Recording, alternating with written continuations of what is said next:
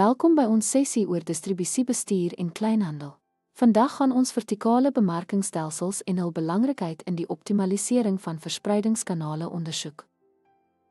'n Vertikale bemarkingstelsel, of VIMS, is 'n samewerkingspoging tussen vervaardigers, groothandelaars en kleinhandelaars om produkte doeltreffend aan verbruikers te lewer.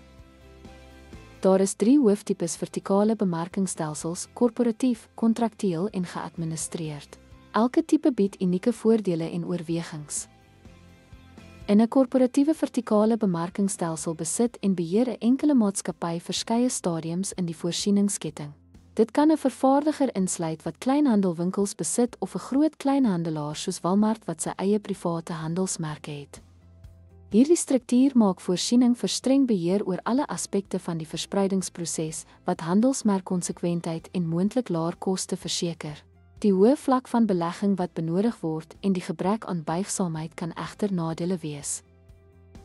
'n Kontraktuele vertikale bemarkingstelsel steun op formele ooreenkomste tussen onafhanklike besighede op verskillende vlakke van die voorsieningsketting.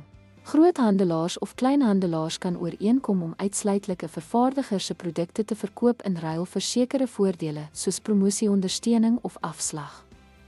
Hierdie benadering bevorder samewerking en benut die kundigheid van elke lid.